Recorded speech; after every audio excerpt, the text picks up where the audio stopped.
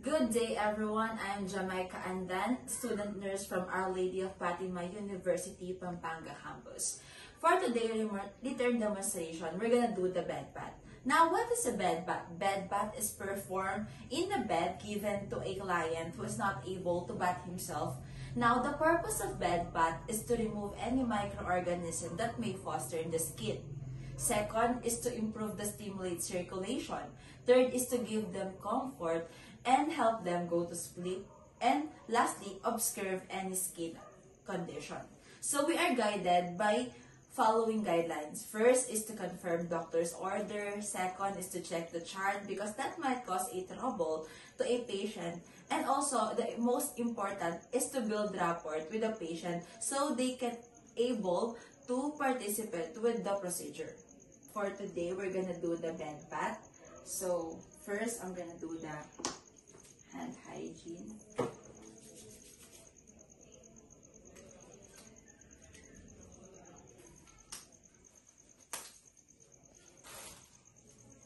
So, ma'am, can you state your name and your birthday?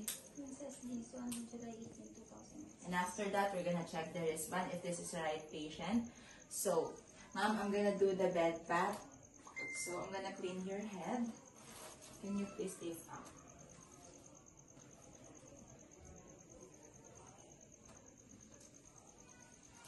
And we have to remove the gown.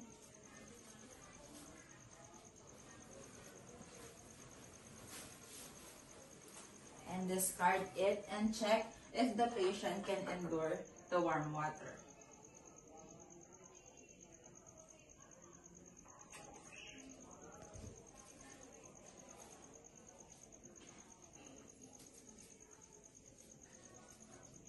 After that, we have to clean the eyes, the forehead, the ears, and the neck. The forehead, the ears, and also the neck. And after that, we're going to remove this, the towel, thank you ma'am, and clean the arms.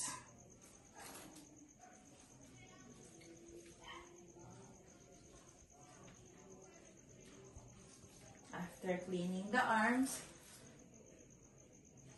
you have to pat it dry and also do it in the other side. Also, we have to clean the chest, the umbilical region, and do the perineal care. But for now, we're not able to do that because we are providing privacy to the patients since we closed the curtain earlier. And after that, we're gonna clean the thigh and the leg of the patient.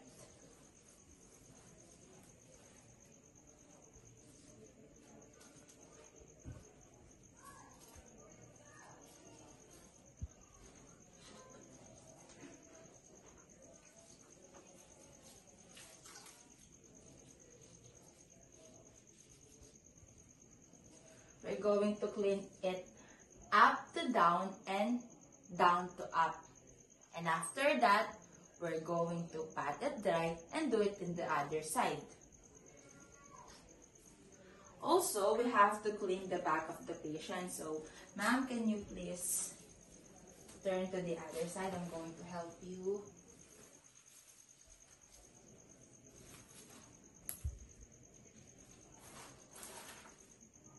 And put the towel. Clean the back. Remove the towel. And also we have to remove the bed pad under the patient. After all it. Ma'am, can you turn in the other side po?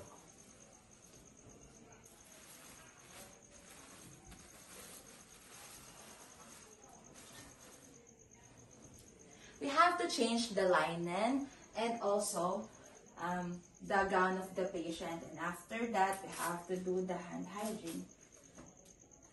And that's the end of our bed bath. Now we're going to shampoo the patient. So first, we're gonna do the hand hygiene.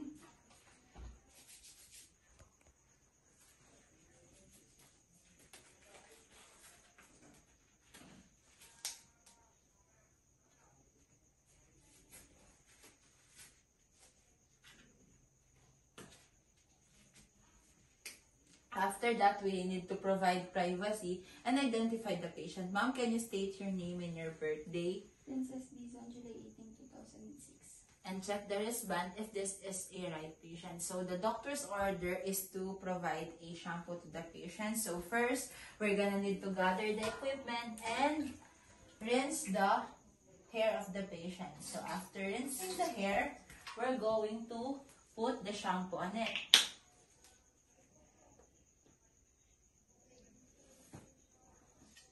The shampoo in. We're going to rinse it again with the water.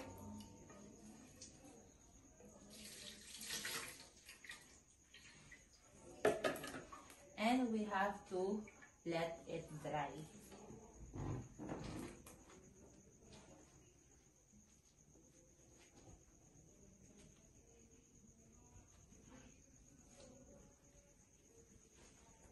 After to let it dry, we have to brush the hair.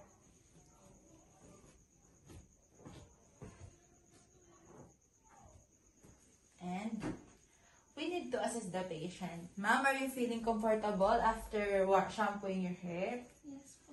And we need to remove our gloves and do the hand hygiene. That is the end of our shampooing.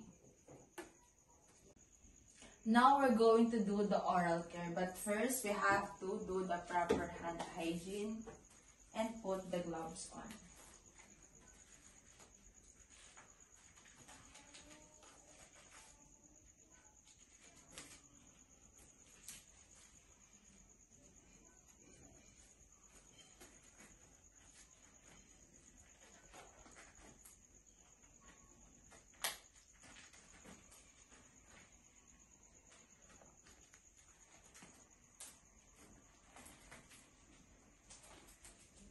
And after that, we have to provide privacy and identify the patient. Ma'am, can you state your name and your birthday? Jaime Odones, March 26, 2006. Also, verify the wristband if this is right the patient. And after that, I'm going to assess the patient if kung kailan siya last na toothbrush. Ma'am, kailan po kayo last na toothbrush? Ayun umaga. Ano pong brand ng toothpaste nyo? Colgate. And after that, I'm going to ask the patient kung kaya niyo po bang umupo or should I assist you po? Kaya ko. After that, I'm going the physical assessment of the mouth of the patient. Ma'am, can you say ah? There's no abnormalities, no gingivitis, or any abnormalities in the mouth, so we can proceed in our procedure. So, first, we have to make the patient gargle.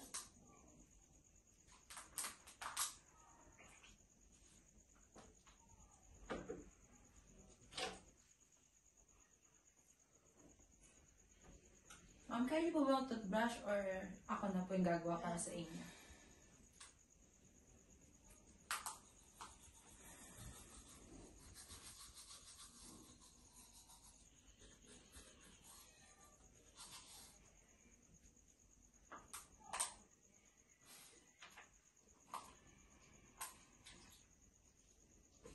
After that, wipe the patient's mouth. Also, we have to mouthwash the patient, but that is optional. And after that, we need to floss the patient, but for now, we don't have that, so we're going to moisturize the lips of the patient. After moisturizing the lips of the patient, I'm going to back her in her comfortable position. Balik na po kayo sa supine position. And after that, we're going to remove our gloves and perform the hand hygiene. And that's the end of our oral care. Now we're going to body massage the patient. The rationale for this is to prevent the pressure ulcer at the patient's back. And first, we have to do the hand hygiene. So, ma'am, I'm going to massage your back, and I'm also providing privacy, so I'm going to close the curtain.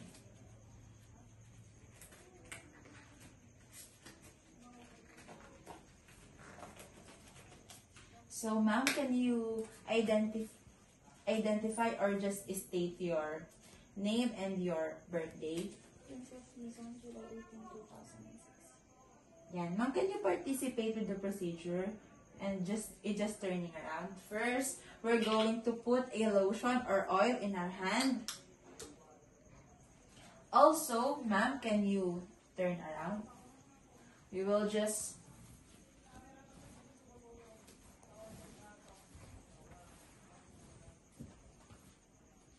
we're going to cover up those not needed. And we're going to have a 4-stroke. First stroke, the next stroke is next, last stroke,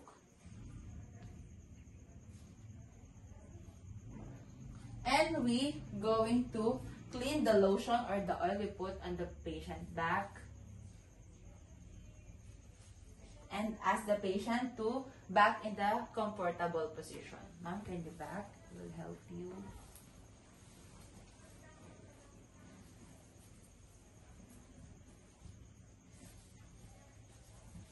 After that, assess the patient or evaluate the patient.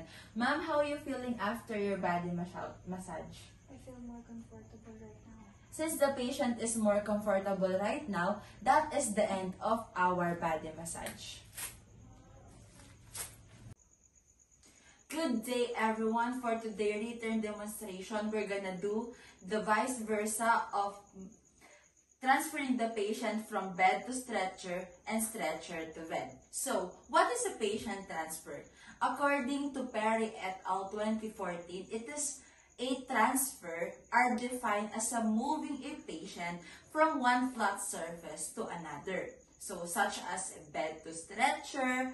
Type of hospital naman, transfer include bed to stretcher, bed to wheelchair, wheelchair to chair, and wheelchair to toilet, and vice versa. So for today's written demonstration, we're gonna explain the procedure to the patient and verify the doctor's order. But before that, we're gonna do the hand hygiene.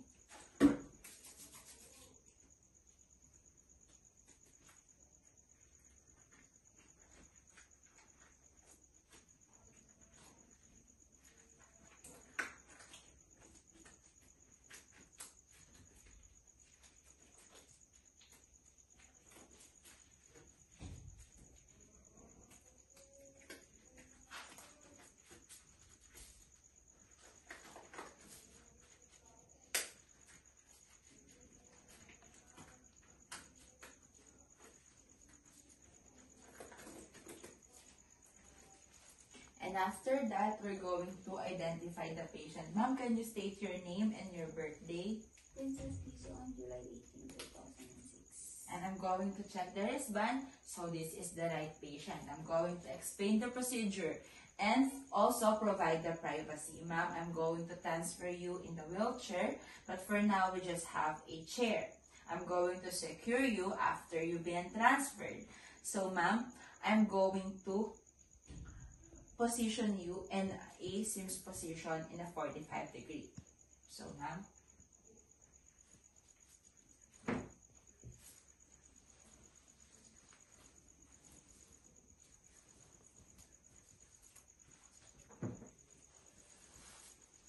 One, two, three.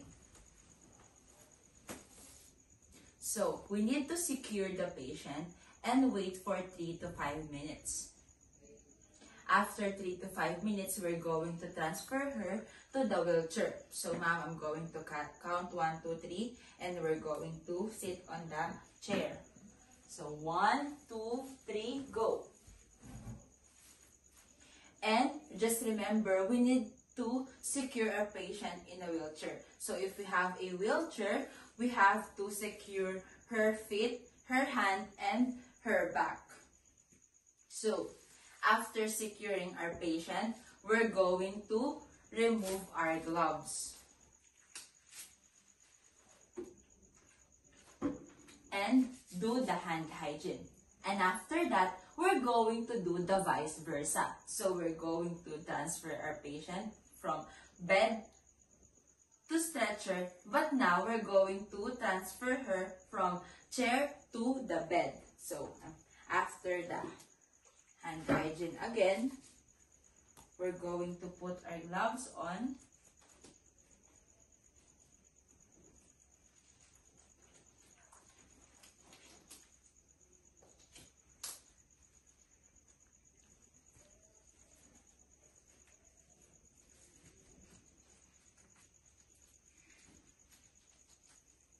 After putting the gloves on, okay, ma'am, I'm going to explain the procedure, ma'am. After being transferred in the chair, I'm going to transfer you vice versa in the bed.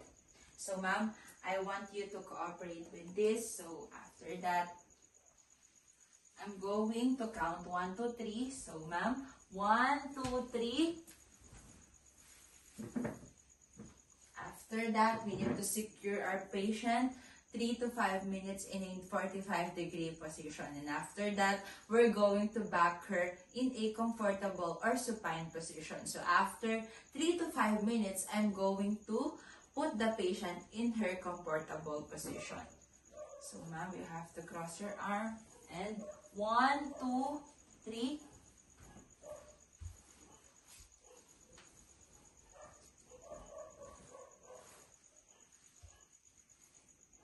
And since the patient is in her comfortable position, that is the end of our transferring of patient vice versa. And we need to remove our gloves and perform the hand hygiene. Good day everyone, I am Jamaica Andan, student nurse from Our Lady of Fatima University, Pampanga campus. For today's return demonstration, we're gonna perform the warm compress and cold compress. So before that, we need to verify the doctor's order. So the doctor's order is to apply 30 minutes warm compress to the patient. So we have to review the chart and assess the patient's skin. So we assess and inspect the patient's skin and the client temperature and pain sensitivity. Ma'am, masakit po ba yung nararamdaman nyo sa wound area nyo? Yes po. And also, assess the client vital signs. After assessing the client vital sign before the procedure, we have to identify the patient and provide privacy. Ma'am, can you state your name and your birthday? I'm Rodones, March 26, 2006. And after that, we're going to hand hygiene.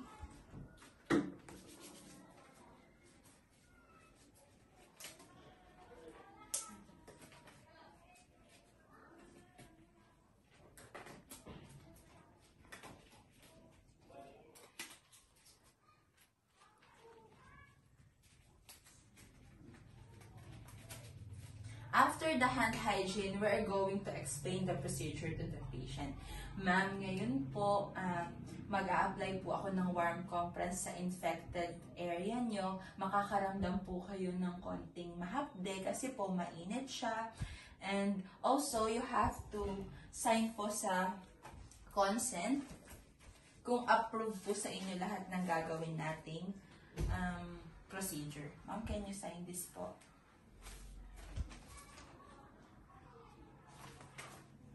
And after that, we're going to place the underpad on the patient arm.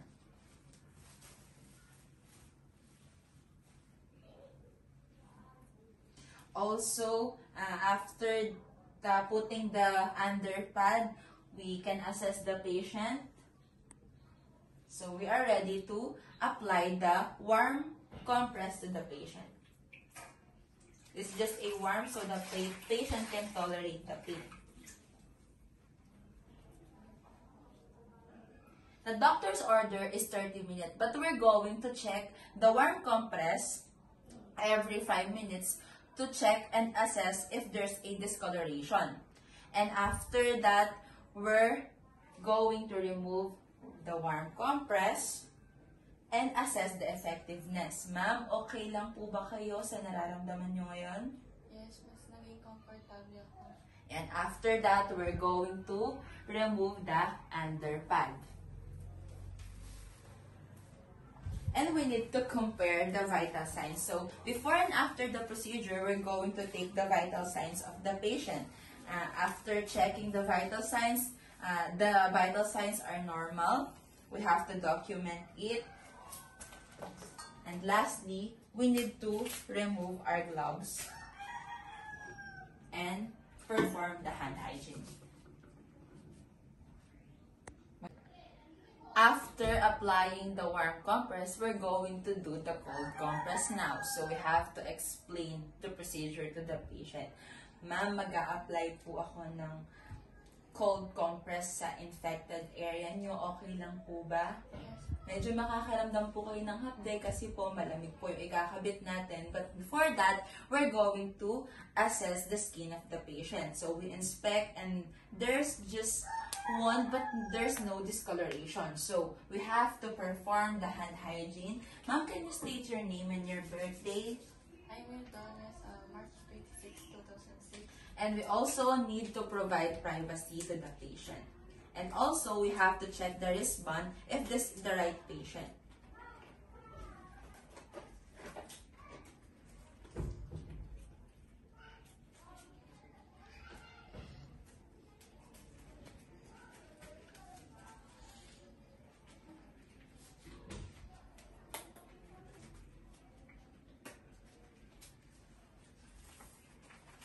So, before proceeding, we have to check the vital sign, also check the doctor's order. So, the doctor's order is perform a 20-minute cold compress. So, ma'am, I'm going to apply the underpad on your arm.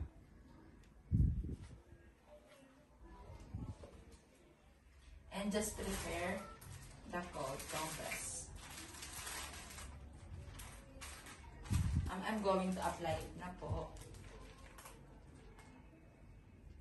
So, we have to check the condition of the patient, the inspected area, every 5 minutes and stop application if there's a problem. So, after checking every 5 minutes, we're going to stop it after the doctor's order, which is 20 minutes. And after that, we're going to remove our gloves. And we're going to inspect the wound of the patient. And after that, we're going to remove the underpad.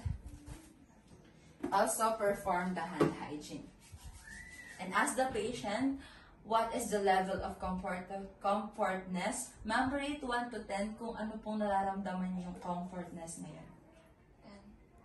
Yan, after that, ma'am, burning sensation po ba? Nakaramdam po ba kayo na yung sugat nyo is hindi nyo na matolerate yung sakit while applying the cold compress? Hindi naman. Yan, after that, we have to compare the vital signs. So, after taking the vital signs, na-check naman natin na there's no abnormalities, normal lahat ng vital signs, and we document the procedure. So, that is the end of our warm and cold compress.